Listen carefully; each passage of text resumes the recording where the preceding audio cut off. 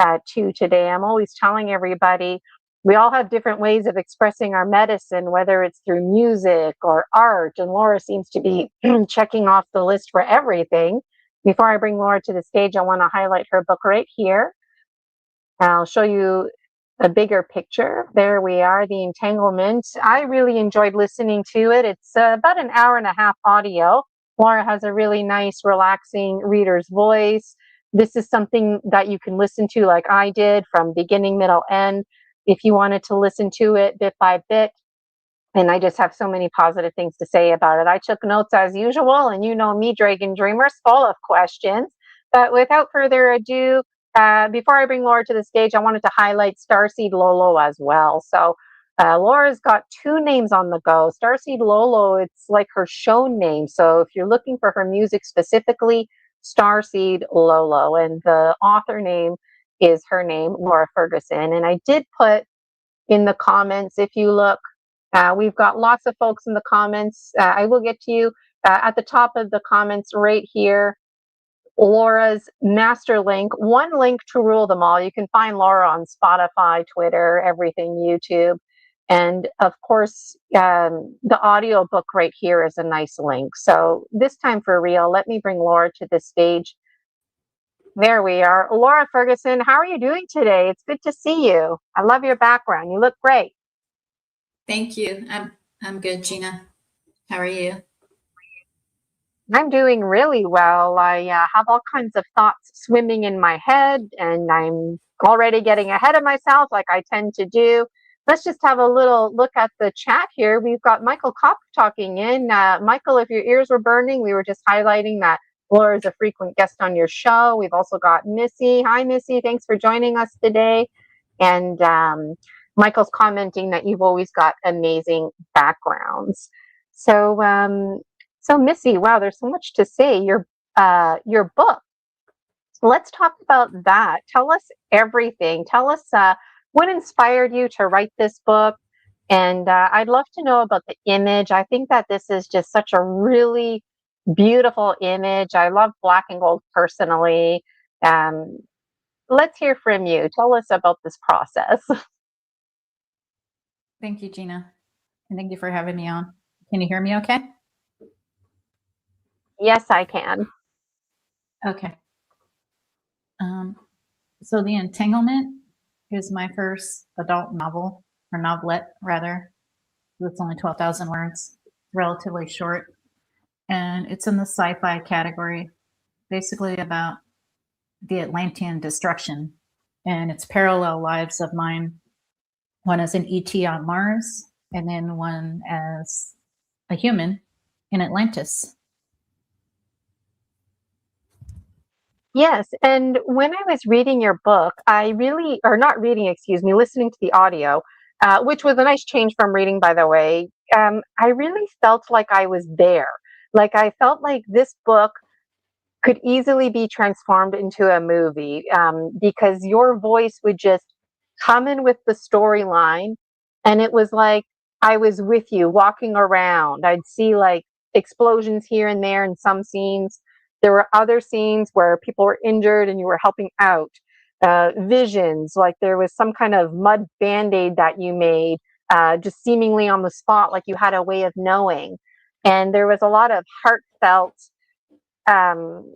emotion going on without getting caught up in the emotion. You could still tell the story without like bawling your eyes out, but you could tell that the character would fall asleep crying, wondering like, what are the next steps and how do I move on? And there was lots of inferring because you didn't say those things, but the listener was able to infer. And for me, that's really powerful when an author can express themselves and not say everything and just let the readers, listeners piece together that information. And so sometimes it was confusing initially because I wasn't sure who was who in the book, but then as you listen to it, you make these connections that you're having dreams, you're slipping in and out of consciousness. The people in your dreams also seem to be having their own dreams, but somehow it does come together. And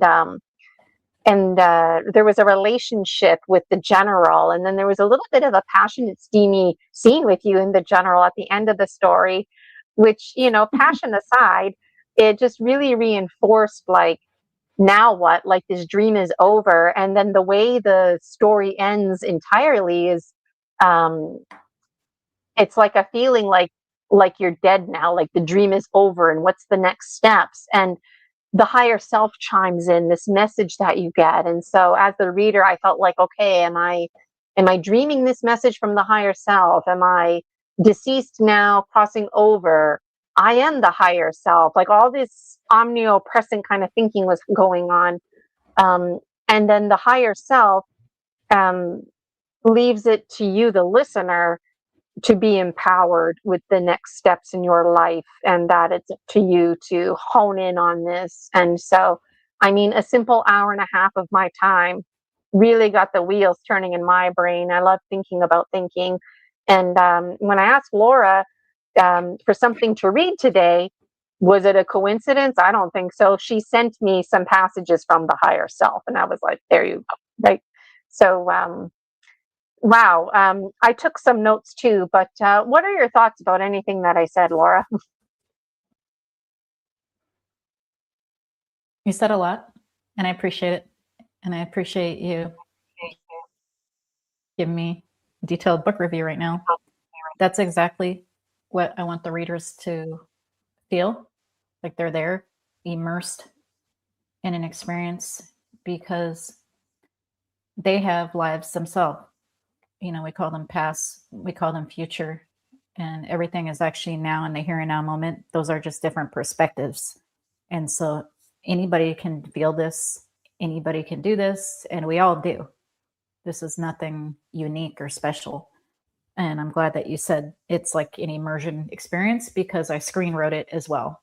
So, source willing, it'll be a movie one day. Yes, and I can't wait to celebrate when that does transform into a movie, um, because it's uh, it's something that everybody can relate to. It's not just a one-off experience unique to you, and everybody's going through all of these emotions. And I was curious and interested. Some of the main characters, are those a reflection of people in this world, or were they completely made up? Tell us a little bit about that. Yes, those are all reflections of myself or someone in this current life. So I'm glad you caught on to that, because that's a part of, interweaving it all together, and reasons why we feel, like close to certain people in our life is because we're with them and other experiences as well.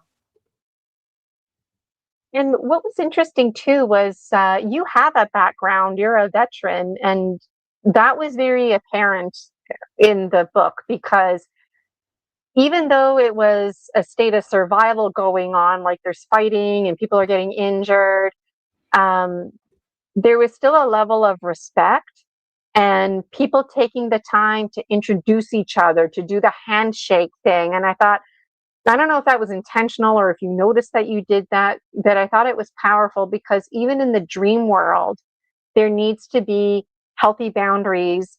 And we can talk about how we're spirits embodying a temple, a biological one. But you know what? Like, when it comes to culture, we have a culture here on this planet, in North America specifically, where we do things like shake hands to show respect.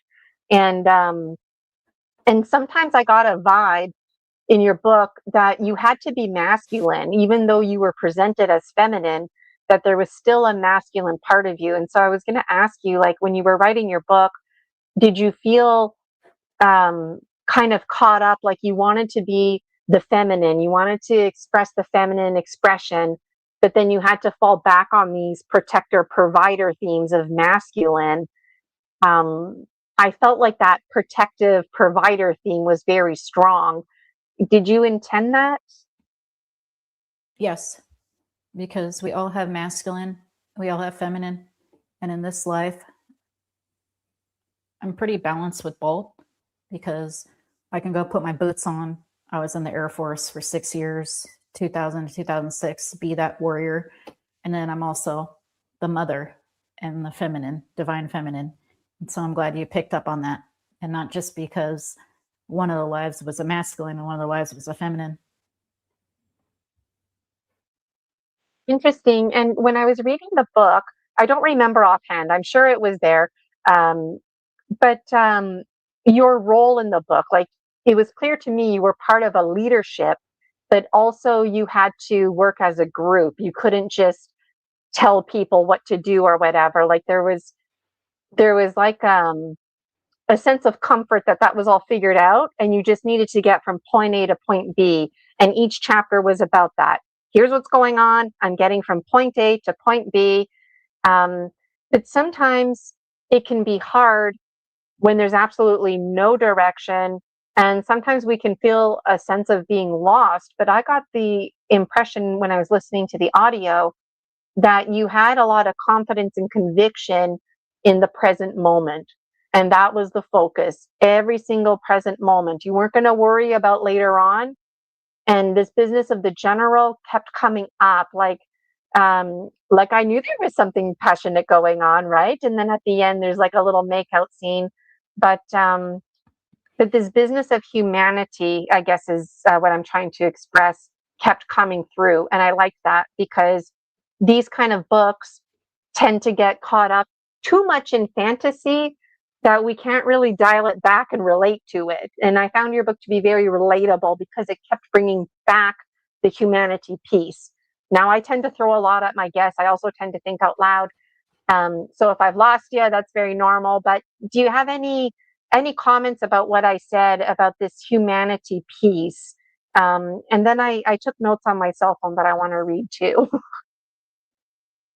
Yes. So the sum of the parts equal the whole. And I have a master's of art in organizational leadership.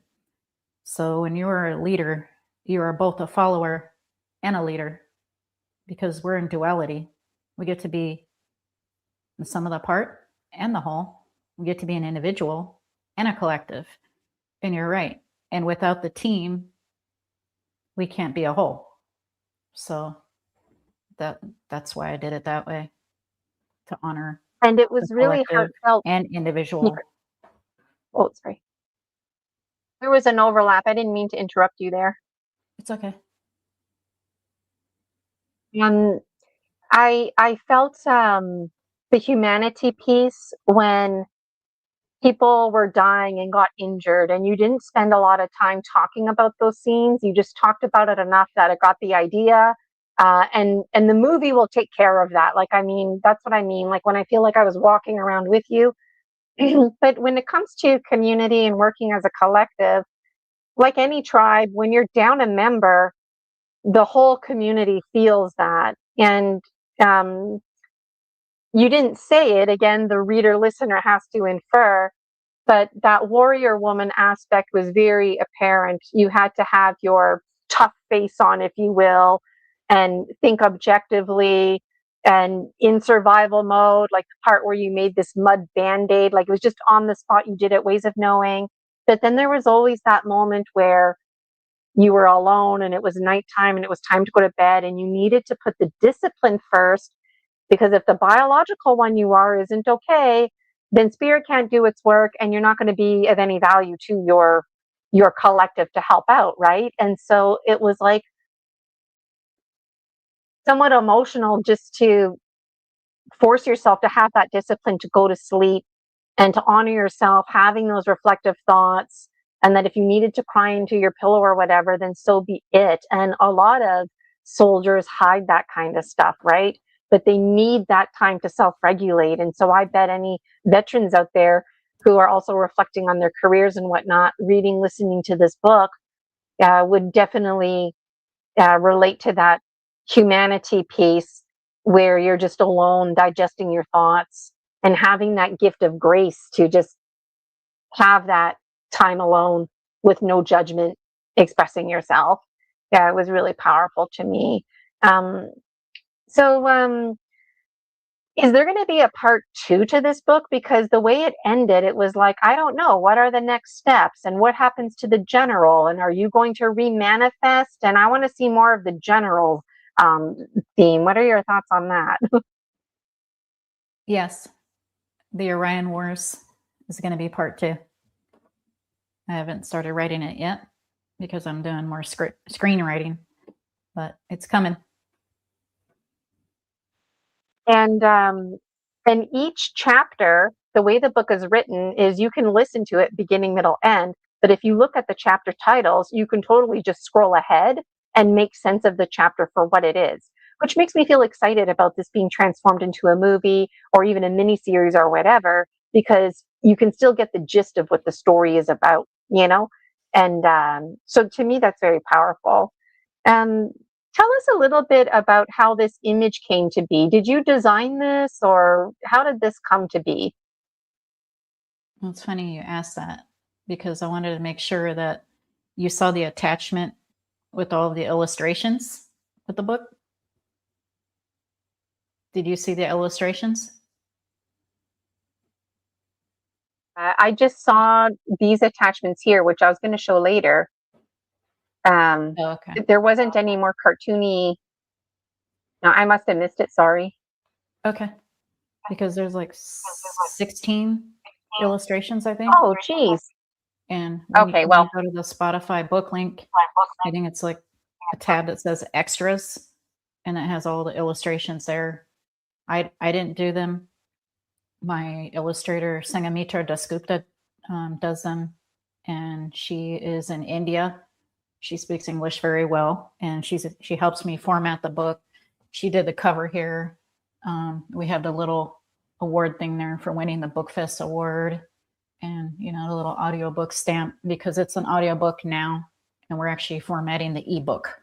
But I know the audiobook is really easy for people just to listen to, whenever. It's only an hour and a half long, which is considered a shorter novel. And so that's why I wanted to get the audiobook out. And I do share it for free if you leave a review on Spotify.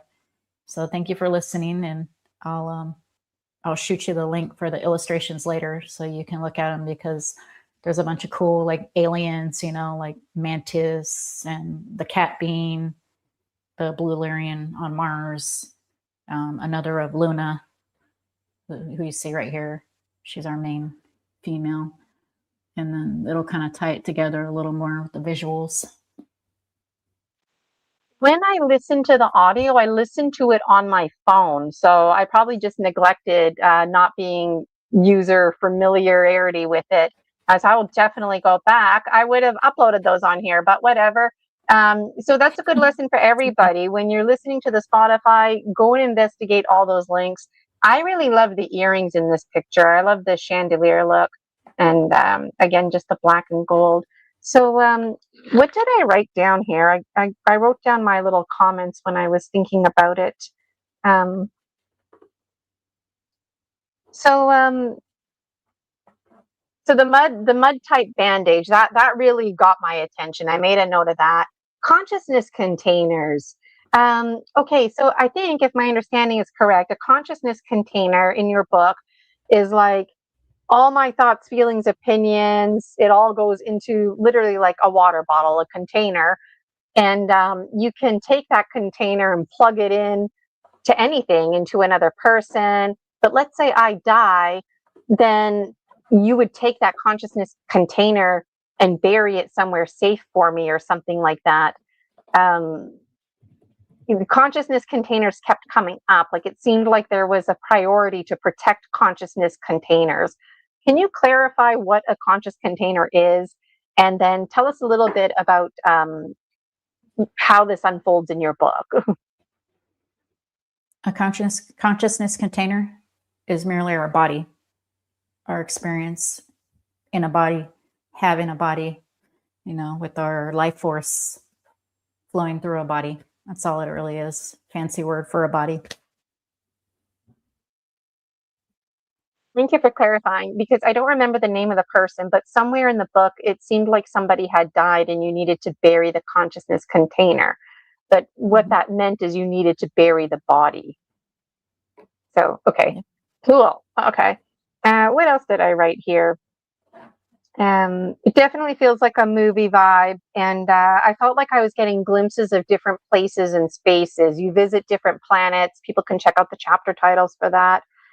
And there was a focus on healing crystals. Crystals kept coming up too. Like it just seemed like there was like a double storyline. Like you had this mission, but you also had a job or something where you worked with crystals.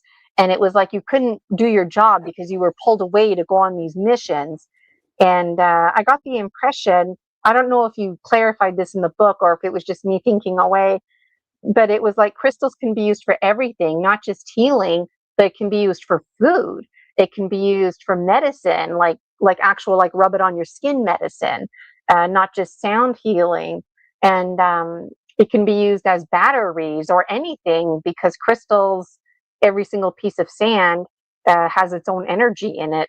Um, and there was also like instead of sending emails, folks in your book would send a telepathic communication, and it was like this energy went out.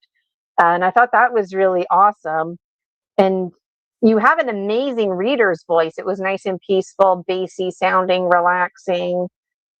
And I thought it seemed like there was a lot of fighting with the reptilians. The reptilians kept coming up, and it seemed like it wasn't just you and your crew, it was like other folks you were encountering. Everything kept coming back to these reptilians, and the reptilians, they're not interested in changing, they're not there on their journey, and they seem to be really immature. Um, I was quick to label them as assholes, but I thought, you know what? I feel like they're so immature that forgive them for they do not know. Like they really genuinely, it's like they're not there on their journey. They're not trying to be rude. They it's just that's where they're at developmentally, and an emphasis on them being super immature is what I noted, and how that's frustrating because even in this real waking world, um, we have people like that in our lives that just they're not there yet. They're not interested in changing their ways. And it reminded me of narcissism. I don't remember if you used that word in your book or not. And so I was wondering, can you tell us a little bit about the reptilians and why are they such a problem in your book? Like why it's just is just the way they are and that's it? Tell us a little bit more. Yes. So the reptilians, at least in the metaphysical spiritual community, are pretty much known as the bad guys. It's really true in like more so like the Orion Wars and specific events. However, they are a very small percentage and a very small faction of the actual Alpha Draconians, Orions. We have reptilians that are from Gaia, of Gaia, fourth, fifth dimensional beings, even higher. And so it was kind of an introduction, waylaying, if that's a word, into the Orion Wars because they are the ultimate bad guys. You know, a lot of times the community doesn't talk about the arachnids, doesn't talk about predators, you know, other kinds of extraterrestrial energies and physical extraterrestrials. It's more so just the reptilians are the bad guys. And I have connections to the reptilians. And so it's more of an introduction and segue into the Orion Wars because that's we're talking like 1 or 2 million years ago in our experience of time. And so that's really the deal with the reptilians. In my perspective of the Atlantean destruction, they play that big role and are a big part of that. All perspectives are valid. So you, as your own portal and your own perspective, you might have a different experience. That's just mine and just one of infinite amounts of experiences. As far as the crystals do have piezoelectronic energy, which is why we use crystal quartz in electronics. And crystals can store terabytes of information, such as the crystal skulls, which there are 13. They are real, the crystal skulls. just because we have lost this technology that we had around the Atlantean times, connecting the crystal highways, pyramids, and whatnot, does not mean that we never had it. Free energy is found in free. It animates us. It is a creation, and we will have it again in the future. That was a great answer. When I think about the reptilians on a very basic literal level, I think about conscious evolution, and I think about reptilians literally like snakes, alligators, having a reptilian brain where it's very survival based. Whereas the animal is considered the next level up of consciousness, where we start having feelings, and decisions we make are not so survival based, they're feelings based. And um, I find this really powerful. But I was wondering, we're going to start. Um, Let me share a link here. I would be honored if you started channeling for us. But just before we do, I want to just sorry, I'm trying to trying to be cool with StreamYard here and put things in the comments while talking. So okay, No, we you're got a good. link here from Laura. Okay, it won't let me put the link in the public chat, but that other link is there, everybody. Make sure you click on the link that is there.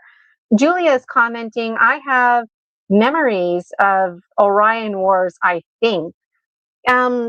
What wisdom do you have to somebody like Julia? Like, how can she shift from thinking to knowing? Like, is this an Orion War memory? Is there a way to like know for certain? Yeah. Get hypnotized. That's Get where I started. hypnotized. I got QHHT hypnosis, and it just poured out. It comes from you. You're not trusting someone else giving you a reading, although I do that too, because I can't be objective with myself. But Yes. get hypnotized, and you'll see what. And Michael is commenting, he too feels that way, and feeling excited to remember more. Michael is commenting, and Julia saying, that's cool, but I held a lot of collective rage from the wars. I've processed a lot of. Yeah, it seems like once you open up this can of worms, it definitely um, goes on. But Laura, what time is the maximum? Because I know we both can get caught up in timelessness, and at some point, I need to make sure that I end the show on time because you have to go somewhere after. Yeah. What time are we going to call it quits today? 1:30. I can do 30 minutes. Normally I do 30 minutes of channeling. What do you think? Or that's Okay. 2:30 for you? Okay, so at like 2:20ish, I'll just remind us that we've got 10 minutes left. Okay, and Michael is commenting, Laura helped change how I see the reptilians, Alpha, um, Dracos, the Draconians. Yeah, and that's really great. And Starseed Lola just commenting there. Thank you in the chat. So let me read a little bit from the book. This is chapter 26, Conversation with Your Higher Self. And I'm just going to read the gold parts here. We are all energy. We are all collective consciousness in a consciousness container, experiencing more of ourselves from a unique perspective point. What we find is more of ourselves. Everything is here and now. Our purpose is to be ourselves and to enjoy doing it. I love how that one ends. And this one here is really powerful too. Power and simplicity. I'm all about simplicity. All experiences are valid. All perspectives are valid. We focus on what we do want by acting on our highest passions. Be true to yourself. And I love this picture of you here because it's just like an everyday, authentic picture of yourself. This kind of wording never gets old to me. And I feel like people out there can't hear it enough. Be true to yourself. Focus on what you want. Don't just think about it, but act on it. all perspectives are valid. So even folks like, the reptilians who annoy us and that kind of stuff, like, what are those lessons that we have to learn and take away, as frustrating as they can be? So I really thank you for sharing that. Here's the image here of the book. So if anybody has a question for Laura, just put it in the chat. Otherwise, Laura, I'm not sure how to turn it over to you now. Do I just be quiet and let you channel away? How can I best support you in this process? Well, you're going to channel with me interactively by asking whatever questions come up from your higher self. Okay. Ready? Okay. Oh, you know what? Okay. And the eyes are going to be closed. So if anyone has any questions, just let me know. Okay. So already I've got tons of questions flooding in. Questions I'd like to know about me personally, but let's make it about the collective. This full moon in particular seems to be really challenging, not just for myself, but for a lot of people. And I feel like the last new moon was really deep introspection. And I'm wondering if any of your guides would like to speak to any tips or tricks, any kind of information coming in that about this full moon. This full moon is Friday, and this full moon is important to me because it's setting the tone now for the summer. Like, spring is coming to an end, and anything that comes through, I'm interested. And I'll mute myself so there's no overlap. Okay. I'm going to do a short sound healing with tuning fork, and I'll get into it. Okay.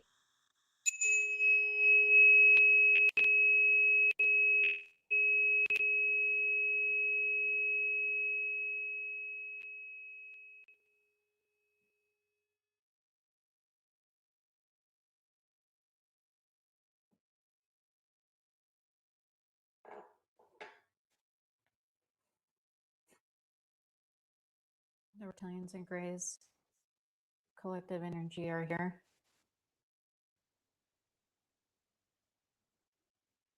The full moon cycle is part of a 28-day, 360-day a year calendar cycle. This is more accurate than the 365-day a year cycle and the moon cycle, not just with the divine feminine woman and her cycle of 28 days.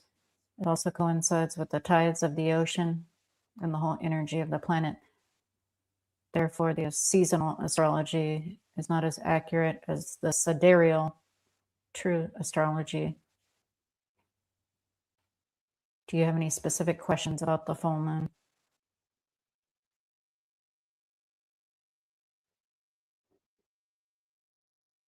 Yes. Regarding this full moon and the seasonal cycles, um, what advice do you have to help us smooth over this transition?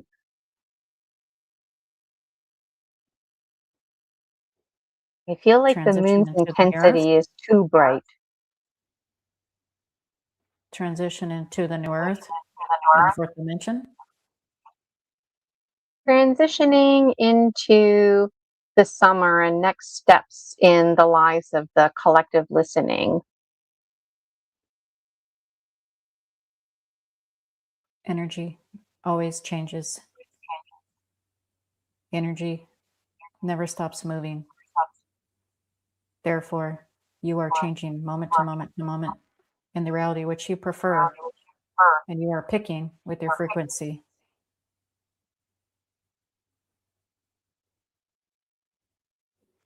Okay, thank you for that. And myself personally, I will be more mindful about my thoughts, because some thoughts I desire to manifest and some thoughts I don't desire to manifest. And so thank you for that reminder. Julia is wondering, what is Julia's role, Julia Anchorhaven, with the with the Zeta Grays. We get that she's a gatekeeper in a reptilian energy consciousness container, as Laura says.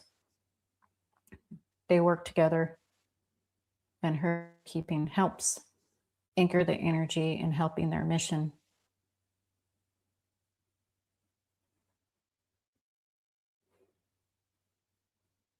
And if somebody like Julia has reptilian energy, uh, could that be a reason why she could be butting heads with people or having experiences that are not unfolding because there's assumptions that she's a bad guy or something like that? Are there any blind spots for Julia knowing that she has this reptilian energy? Because I think about the comments that I made about reptilians earlier, and I think about Julia and her beautiful energy and all that she has to share.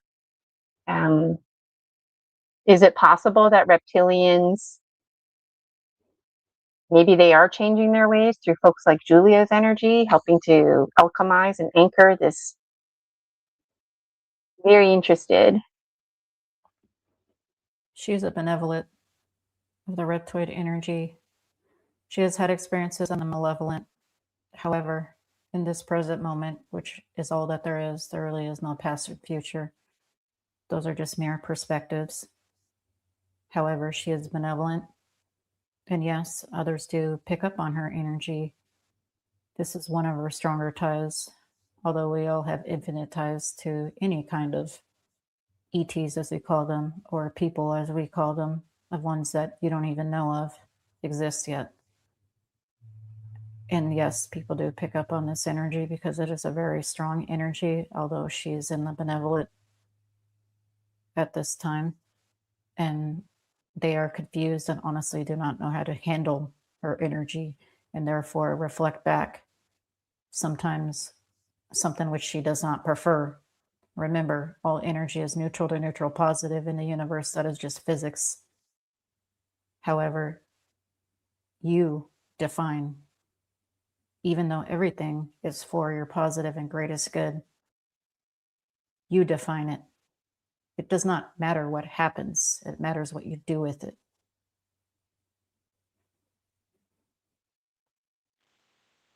Thank you for that. And Julia is commenting, thank you as well. Michael also has a question. He's asking, what message do they have to share about the moon with Gina, Michael, Julia, and Laura?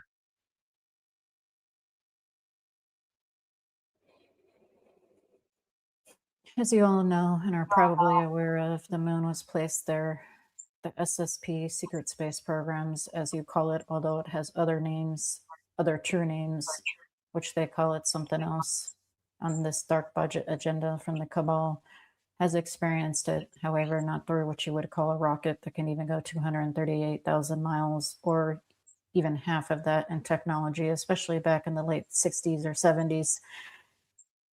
Why there is no video of, they say, this Artemis mission, and which is why we have not seen other moon missions. No, it is not that the moon is a hologram, as others say. It is that it has been placed there, and forces such as the SSP use jump room portals technology to go there, and therefore will not show it to the masses, at least true footage.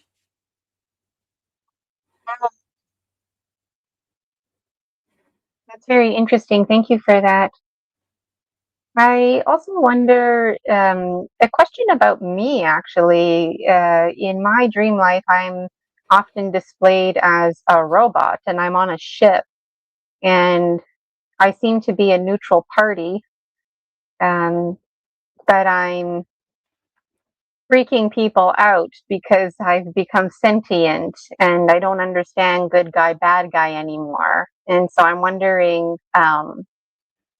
can you tell me any secrets or um, information about others on the ship and how I can best help them and bring more calm, peace, ease? Because I was programmed by the bad guys, if you will, but I'm neutral now. and I don't mean to, but I'm scaring people. How can I change that? Change your definition and how you communicate with them. We feel you do this telepathically. However, you might have to do it in a stronger form, which means vocally or in an audio form or written form using symbols. And you need to explain to them that you are a sentient being. A consciousness container does not have to be, as you say, an organic body. It can be any container, including, as you say, a robot or AI. After you reiterate and explain this, that you are a sentient being that is on the neutral side or neutral to positive side and no longer part of the programming, in essence, like a soul who was awakened, however, as a sentient AI, then they will understand you better. Okay, thank you for that. And another question about myself. It's about my dream life and the real world. So in the real world, there's a man that commented that there's a navy, and they're not the guns type. And in my dream life, it's not a coincidence. I work for a navy that is not the guns type, and I feel like not the guns type means emotions are being weaponized. And I was hopeful you could provide insight to that, or provide me with clarity. Who can I connect to in this 3D reality to help bridge this so I can fulfill my role better? Connect with the Syrian energy because the Navy has to do with water. And as you know, water has to do with emotion. Do you know anyone who has a lot of Syrian energy, maybe a female? Okay, that's helpful because I do have a close connection with the air and the water. Julia is asking a good question here. What is the significance of the heads at Easter Island? The heads, the Moa, they signify change. They signify the new age, the new world. They also signify the mixture of cultures and species because it was open at that time to see different beings, Earth reptilians, non Earth reptilians, grays, various hybrids, which is why the Moa look different than a regular human. They are hybrids.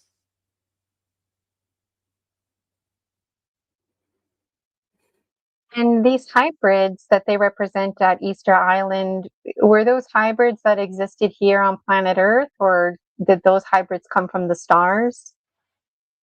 Both laboratories, thousands of years ago, up to 200,000 years ago, to roughly 11,500 during the Atlantean destruction.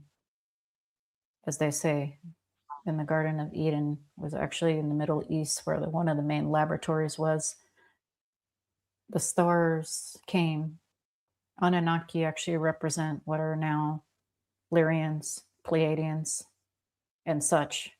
Therefore, that is not a race as it was back then. However, the stars mixed as part of the all and the source with Gaians to include those Moa and those Easter Islanders.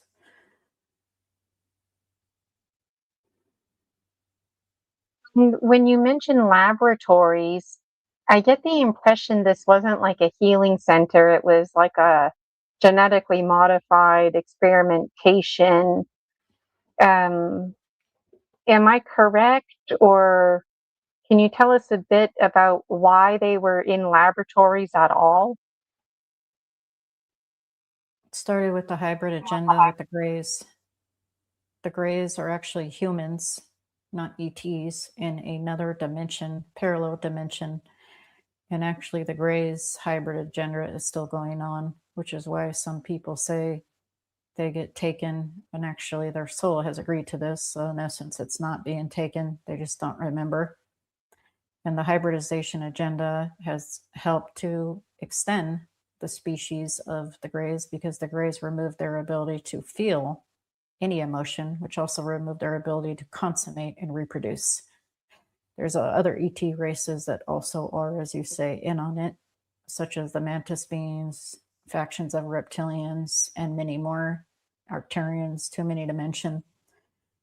Therefore, the DNA has been preserved through all lineages and all planet iterations in perpetuity and infinite universes of universes. And this is what a Homo sapien is, a mixture and a blend, which is why you can feel these connections, is because it is in your DNA, which is literally the code of your quantum computer of your body. Follow-up question, and then there's two more questions in the chat. My follow-up question is, the soul consented to this, you were saying, but uh, the Greys don't have feelings. But I feel like when we're talking about conscious evolution, we really don't have a choice but to have a body so that we can process feelings. And so I'm wondering, like, are the Greys basically considered a computer? They're not This is really coming, folk, yes, so to and this is speak. coming from the Greys. Please finish. Oh, thank you, Grace, for chiming in. I'm very curious about you because I understand how important feelings are, and each one of us is a Mother Earth in our own right, beaver dams in our own right, story species sharing story medicine. And as a Gray, seems like you can't really get in on the story medicine because you lack that connection. There's a disconnection between feelings and the body. And so I'm wondering, like, are you being used by another species so that they can experiment on you basically to access our body and process your feelings? Part of me feels concerned for the Greys that they're just going to be used and exterminated. Thank you for allowing me to say that. No. A consciousness does not need a body, nor a container, nor even feelings. When you are on the other side, as you say, dying, what do you think you are? Just pure, beautiful, perfect energy. It just is. It doesn't feel. It just is. Just like the universe, universal consciousness. The experience of emotions is real. Physicality is not.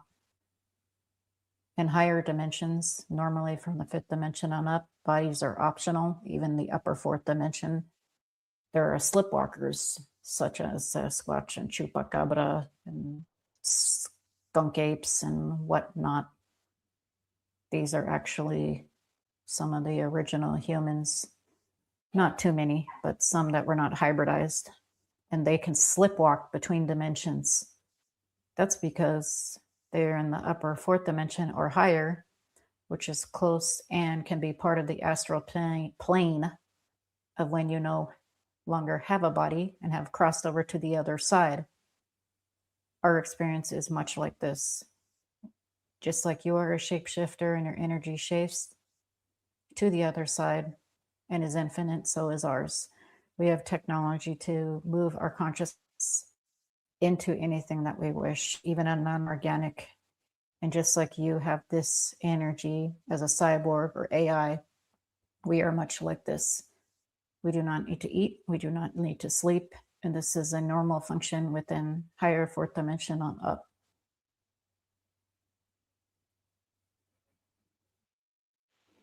That's very fascinating, and I thank you for that because sometimes I worry about the Greys because I worry about humanity and this business of hybridization because I feel like there's a species out there that is extinct, respectfully, but they don't want to be, so they keep inserting their DNA into our DNA to clone and hybridize. And there's a theory that we're just going to be weeded out, if you will, eventually. And so, yeah, I appreciate that perspective. All perspectives are valid, and I've never chatted with a Gray before, at least to my knowledge. So I thank you for that. There's A message here from Michael. Are we going to bring the moon back under light and spread out in our galactic birthright soon? The moon under light, meaning telling the masses that it was placed there after Atlantean destruction, Michael? We have already told people via her book. She has not gotten much into the moon. She will get more into it in her second book in the Orion Wars. However, this is all over Gaia TV, and it's out there that the moon was placed there as a result of the Atlantean destruction and the Tiamat water planet, which was acting like an anchor to the planet to help with the magnetism. Something needed to stabilize this version of Gaia with the oceans and tides. Is that what you're talking about, Michael? I'm just waiting for Michael to clarify. He's clarifying general knowledge to the masses. That's what we are doing right now. So if I'm understanding you correctly, the moon was placed here, like it was installed here basically, so it could have a reaction with the tides and the cycles to shift our planet, creating new pollinators, for example, nighttime pollinators that wouldn't have existed before, shifting the alchemy. But the moon is now tidal locked with us. So the moon is stuck with us, so to speak. If the moon were to leave us, the whole solar system would basically fall apart. Do you feel the moon is a spaceship? Is it a spaceship? Or is it like, are there people in there? There are some bases there, which is why when they used a portal to go to the moon years ago on those missions, is that the Apollo missions, is their face looked shocked because they were told their families would be hurt. Lack of a better word, we won't say what. You can fill in the blanks.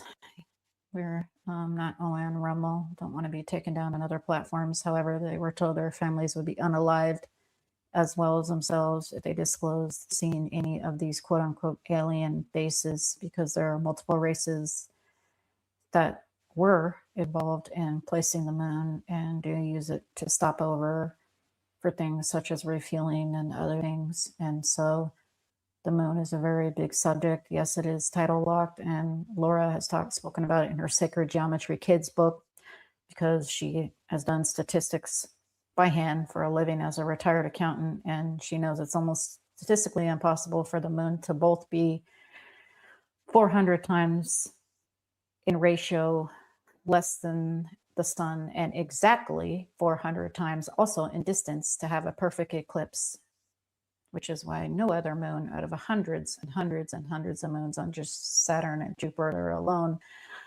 do not have an eclipse.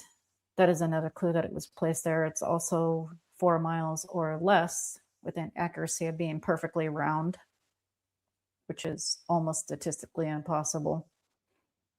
And the list goes on and on and on. It's also roughly 2,100 miles across and coincides with perfect geometry of pi and all kinds of angles and the 360-day calendar year. The list goes on.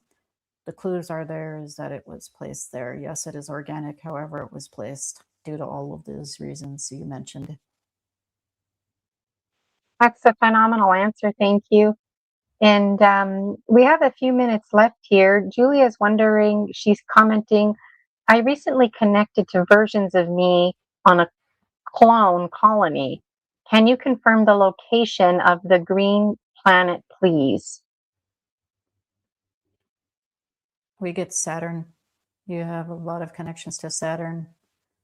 Please look into Saturn and Saturn's moons. Just because in this dimension you cannot see that the moon of Titan, for example, is barren, that does not mean that in higher dimensions it is not barren.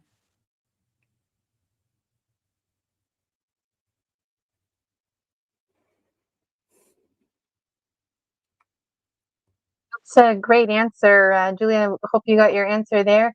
And folks on the moon, when you were speaking, it reminded me of like a mafia mentality. Like, we're not going to hurt you; we're going to hurt the ones you love. And to me, that's very controlling. And We just have a couple minutes here left. No time for any more questions, just to share some comments here. Julia was commenting SSP bases on the moon, and Michael's agreeing yes. And any final messages or thoughts, final minute here?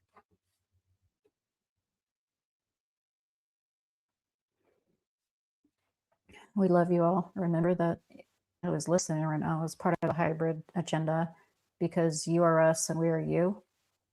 Whether we have emotions or not, we feel through you because we are all part of this, is what you call matrix. We are all universal energy. We are all made of the same stuff, the same particles, and the same energy.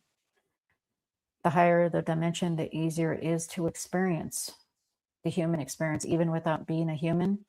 Therefore, we love all of you as ourselves. You are doing the best that you can by doing your highest passion in every moment and keeping your frequency high in that creation mode, period. We love you very much.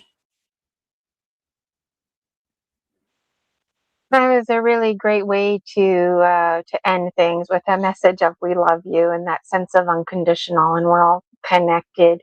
Thank you so much for channeling with us, the Grays, and anyone else who came in. I really appreciate it, and I welcome you into my dream life. I know you're already there, and it's really nice to have this connection too with Laura Ferguson, Starseed Lola. But Laura Ferguson needs to come back to us now because it's 2:29 my time, which means it's 1:29 p.m. for her. And it was really nice to connect with the Grays. While Laura's transitioning out there, I'll show you her book here again. First time guest right here, Story Species, Story Medicine. Laura's got all kinds of story medicine to share. She channels like this regularly on Michael's show. And I forget the name of the other person, but basically, regularly you can find Laura. And of course, her audio here, it's absolutely free. The link is in the description. This link here also in the description and the chat. One link to rule them all. So click on this link, folks. Purchase her book. Tomorrow's going to be a big day celebration. Michael's commenting, thank you for sharing with us, Grace. Love to you all as well. And Julia as well. Awesome. Thank you. And Michael's just reiterating today the show at 3 p.m. So, Laura, thank you so much for being on Story Species, Story Medicine, for sharing your medicine. And behind the scenes, Laura and I, we've been in a lot of communication about the upcoming conference, which Laura is speaking to. And so if anybody has any more questions for Laura, make sure you click on the link, show your support, visit all her sites, like them, and definitely check out those pictures that she was talking about. I know I'm looking forward to checking them out as well. And Laura, any final thoughts before I let you go? I feel like we're just getting started. Time really flew by here for me today. Yeah. It's like we go in that zone, in that void, and then we kind of get lost. One more thing they wanted me to tell you: you have big Lyrian connections, Gina, and you've probably already looked into that. They say yes, they're like, but they want me to tell you again that you have big Lyrian cat DNA connections and energy, and that you love cats. So anyway, hopefully that means something to you. And until we meet again here on your show, and thank you for having me. Thank you so much. I'll just remove you here from the stage. I know you need to get going. Good luck with running your errands there. That's Laura, she's not writing books. She's recording an audio, making music, running errands, going here, going there. And that's very typical of somebody who is living their life to the fullest. And I'm always interested after somebody channels, like, how did that resonate with you? Tell me everything. So even if you catch this show in 40 years from now, I love reading the comments. Keep them coming. Like Julia got information today about a specific planet, so I'm wondering how that's going to inspire Julia's thinking. Michael also got some information too. Michael saying, please allow Laura to return. You can bet she's going to be a returning guest on Story Species, Story Medicine, Extra Strength. And we've got lots to celebrate about Laura. Laura is creating a song for Story Species, Story Medicine. It's going to be played at our conference. The intention is, this conference. It might have to wait till September, but we're hoping it's going to be a June thing. And you know what? When you follow me absolutely free on Buy Me a Coffee or tune in to this kind of stuff, we get in on those kind of details, right? So your soul tribe awaits you, the Dragon Dreams Soul Tribe Collective. And we're honored to have folks like Laura here today. And, you know, that message about the Lyrians, wow, that really spoke to me because, you know, Jaguar energy is always very strong with me. Jaguar is a cat, of course. But, you know, Jaguar can be a bit scary and intensive. And honestly, I don't think Jaguar knows how powerful Jaguar is. Okay, there I said it. Um, but myself, on the literal level, Jaguars, the females hang out by the water. The masculines, the males, they're far away from home. And that's me now on my spirit journey. I'm with the masculine jaguars, and they're quite the big boys, if you will. And so I do feel like there's some kind of connection to family there. So Michael's commenting, great show. And way to go. Keep up the greatness. You all are. And keep sharing with us. And you can find me here Tuesdays at 1:30. If you would like to be a guest on Story Species, Story Medicine, get in touch with yours truly, me, Gina Virginia Casella. This show is targeted for published authors. But as you saw in a previous show with Missy Hill, she's not published yet. Yet is the positive growth mindset, right? So this show could be your very stepping stone. And maybe you don't write books. Maybe you dance and your dance is your communication. I would absolutely love to see it. And so I'd like to wish everybody a phenomenal day. Thank you so much for tuning in today on Story Species, Story Medicine. When you share your story, you share your medicine. And when you receive a story, you receive medicine. One of the best prescriptions out there. That's absolutely free. Thank you so much, everybody. Gina Virginia Casella, peacing out, and I'll see you next time.